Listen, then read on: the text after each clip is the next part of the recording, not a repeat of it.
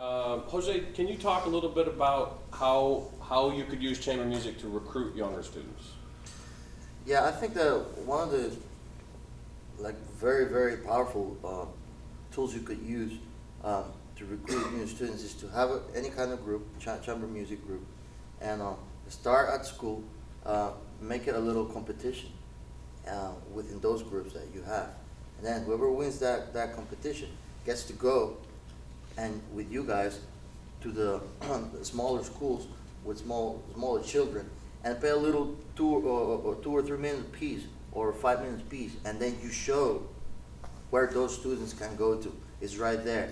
And they can almost touch the fact that they're gonna go into this great program of music. They're gonna be independent. They're gonna play for different people, and they're gonna be on stage. And it's a great way to recruit people. And another topic as well, when Lance talked about the independence side of music and the independence side of chamber music particularly, it's great for younger kids like you know, the people that we saw, to develop those skills at such a young age and to be able to put those into practice, not only in music but also in life in general. You know, in any social aspect, in any social circumstance, we're going to be surrounded by people when we work at anything in life.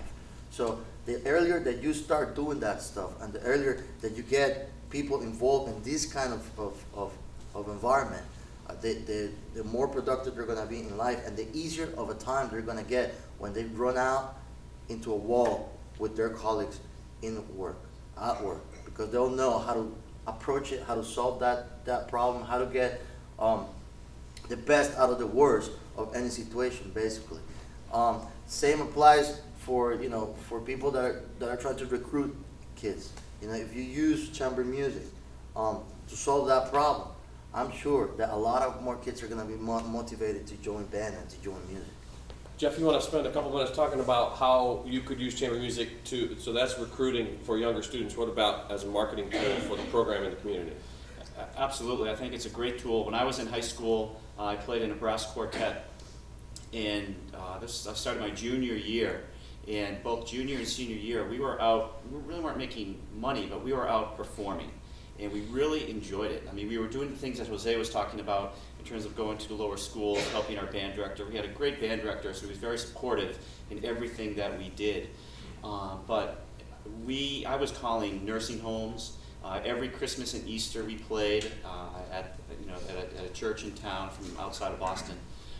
So it was a great way just to go out and perform. I think that's, with being in a band program, a lot of kids will be on stage maybe twice, maybe 3 times at the most a year, and that's with a band of 80 or 100 kids.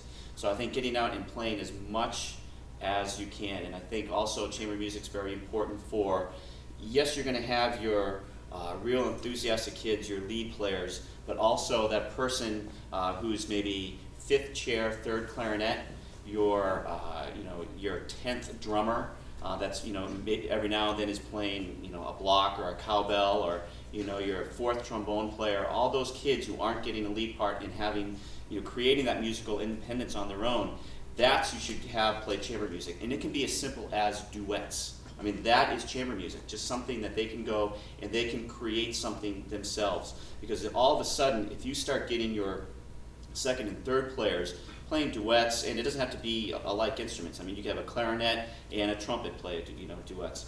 Whoever, just kind of look, who their friends are, so you kind of pair them up like that. But you're going to hear a difference in your ensemble. And I think at the, a great time to do chamber music is at the end of the year when your spring concert is over. A lot of times you're trying to find things to do, and I know a lot of schools will be getting ready for marching band or for next year's season, but why not just break the whole band up into chamber music groups? Spend a few minutes with each group and say go, and then maybe the last week or the last couple of days of school there's going to be a concert, and so you have one additional concert, and every kid gets up. Maybe a marathon concert, but every kid's going to get up and have something to say on stage that they have created themselves. So I think the opportunities are out there, and for the quintet from Onalaska High School, you guys should be playing Christmas Eve. no doubt about it. You should contact a church in your town and say, we're from the high school, can we come and play? One of the, maybe an early Christmas Eve service, Easter. If you call any nursing home, they would love to have you come and play. And it's just an opportunity to get repertoire going, try out new things, and you will have a wonderful, wonderful time. I think we have a few minutes for questions. Anyone have any questions at all? We're going to do one more tune for you. But... Yes? Can you just restate the musical independence, the composition, what were those 5 things? Fortunately, I wrote it down. I don't remember.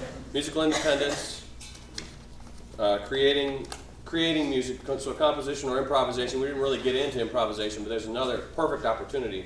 I mean, you could have the tuba player set in this quintet's example. We could have the tuba player learn a blues bass line, and then the rest of the guys in the quintet could take turns improvising a 12-bar thing. Because I know it's really hard. We understand that it's really hard to integrate all this stuff, so we don't pretend that you can just wave a magic wand and instantly have more rooms and more staff and more hours and all that stuff.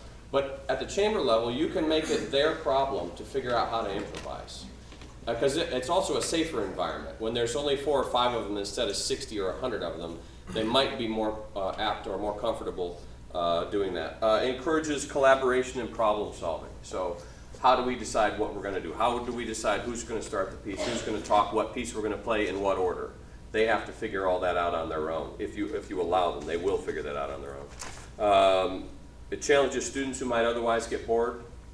And then the last one is that it encourages the social aspect of music making. I think it seems to me, and this is just soapbox at this point, but it seems to me that we're coming into an era where that sort of honest-to-goodness chamber music, where it's a group of people just getting together to play music together, is seeing something of a resurgence. And I think part of it has to do with things like garage band and rock band and guitar hero and those sorts of things where my daughter's not in band. She decided to go into visual arts. She's a sophomore in high school.